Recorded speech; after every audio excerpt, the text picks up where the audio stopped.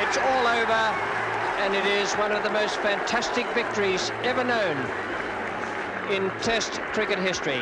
Bob Willis nearly didn't play in his greatest triumph, the Headingley Ashes Test of 1981, when he and Ian Botham produced cricket's most improbable comeback. Even after Botham's swashbuckling 149 not out, Australia only had to make 130 runs to win. Willis, doubtful pre-match because of illness and knee trouble, tore in like a man possessed. He'd been listening to hypnotism tapes beforehand and never seemed to leave that zone. Australian batsmen came and went. Willis took 8 wickets. England won. Captain Mike Brearley believes the Sunderland-born fast bowler's international career might otherwise have ended then.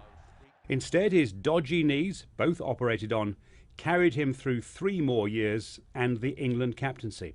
It is very sad, and it's equally sad that actually the end seemed to come very quickly. Last time I saw Bob was a few weeks ago, and he was still fighting, as they say, heroically. He did his best to ignore what was happening to him at this stage. He was still on television up until very recently, still very forthright, and it brings to an end, in my case, a friendship that has lasted happily for 40 years or so. He became a TV commentator, and he's familiar to modern Sky viewers as the attack dog in studio when England stumble.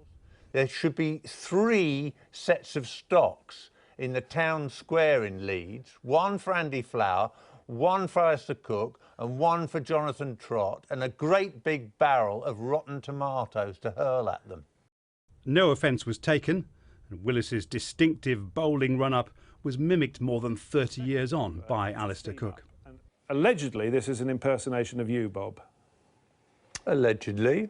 But if you look closely, Charles, Ishant Sharma, a great student of the game and that black and white archive back in India, and he's quaking in his boots just at the sight of this action. And the very next ball, what happens? Cook mops him up. And after another Ashes triumph in 2015... I'm sure the crowd thoroughly enjoyed it. Marks out of 10? 4. Only 4? Well, it wasn't a patch on my game, was it? Take that off. Quite a good impression of the late Brian Clough, I thought. But, young man, when your little purple patch comes to an end, I'll have you back in the dock. Once a bear, always a bear, I think, Bob. Beautiful. So, congratulations. Well done, fantastic. Bob. Thank you. He enjoyed a recent ceremony to award him a special Warwickshire County cap. And there was more to him than cricket and TV. He was such a Bob Dylan fan that he added Dylan to his name by deed poll. And a wine label he launched with Ian Botham is still going strong. Many a glass will be raised around the cricketing world.